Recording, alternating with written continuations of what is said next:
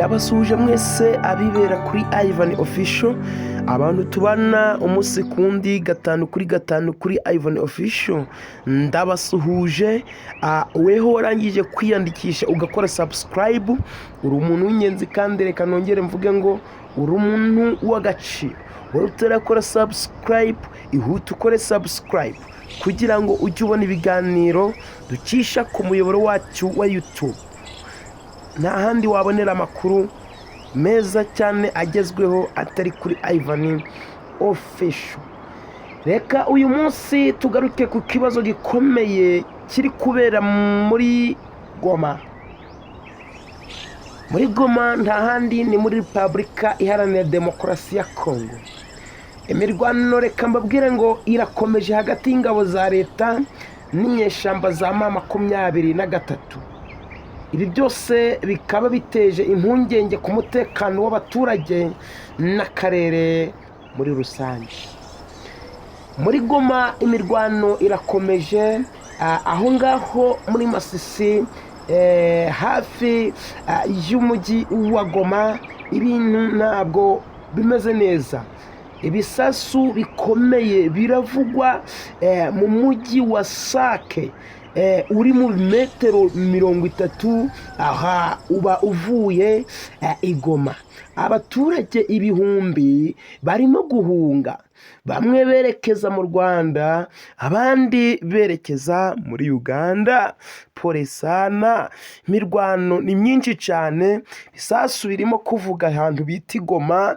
Turi kubona yuko izi nyeshyamba zamaze gupfukama zishimira Imana yuko zamaze kwigarurira agace ko bita Goma, umujyi wa Goma, cyane cyane ku kibuga cy'indege barangije kuhafata hose. Mu by'ukuri abantu bose bari guhungira muri Rwanda, bamwe bagahungira muri Uganda. Nkunzi n'akangari, hari ubwoba bukomeye ko iyi mirwano ishobora kugera mu mujyi wose ugashiraho kandi ugafatwa. Uko byifashe ku mupaka w'u Rwanda bimeze bite?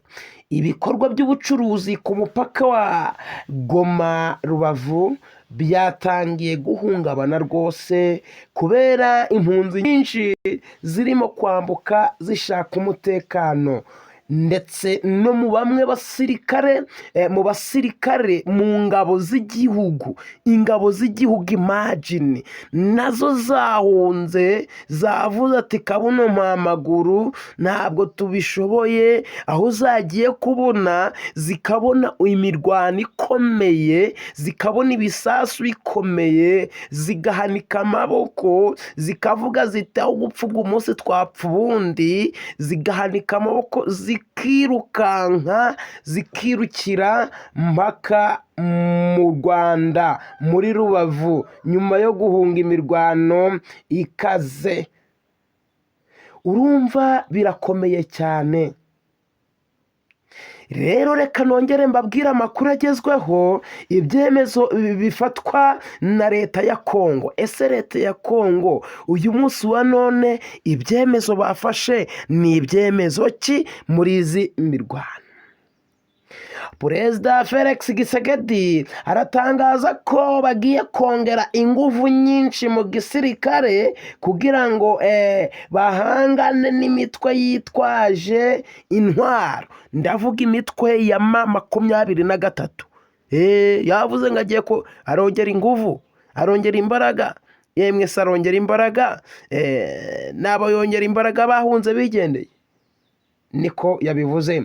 Ibihugu byo mu karere ka Angola na Kenya byasabye ibiganiro by'amahoro, ariko ngo leta ya Kongo yarahiye ivuga ko bitashoboka igihe cyose M23 igifite intwaro. Imishyikirano Kongo yayanze, yavuze ati ahubwo tugiye kurebana inyama zo mu menyo. Birakomeye muri Kongo. kandi yongeye kuvuga ati abaturage, yongeye gusaba abaturage ngo basabwa kwitonda, bagakurikiza amabwiriza y'inzego z'umutekano ngo kugira ngo birinde ikintu bita ibihombo mu by'ukuri. Urumva muri Kongo ruri kwaka. Abantu batuye hariya Gisenyi twabonye yuko nabo bari guhunga bikomeye cyane.